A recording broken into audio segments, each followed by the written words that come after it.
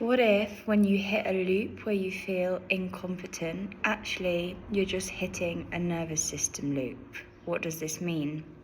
So it doesn't mean it's incompetence, it just means a little pattern in your way of acting, perceiving, responding, a sequence that forms.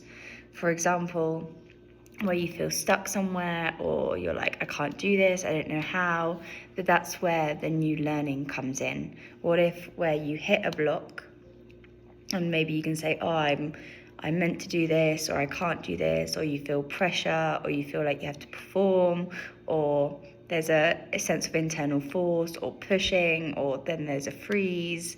All of these different things that can arise. What if when you touched one of those points, like when you're trying something new and however you may respond to that, and notice what that's like, and just noticing, whoa, okay, this is like a nervous system cycle loop. This is what I'm accustomed to. It's okay. This is like not a character flaw.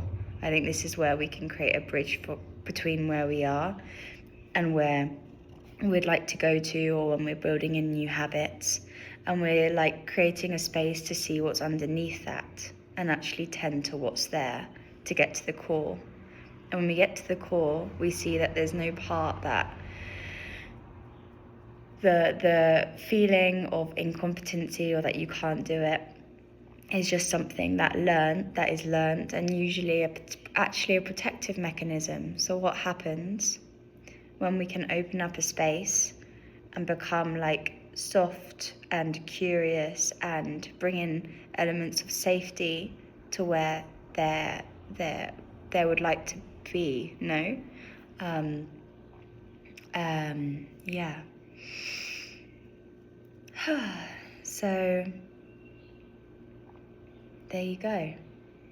Just creating little ebbs of spaces and taking sips of softness and what you need to go forward, particularly changing any responses and patterns where you respond with yourself with pressure or force, and bringing in like sipful straws of softness, compassion, and actually that is like sometimes so much more efficient and nourishing, internally nourishing, than pushing forward. And yeah, there you go.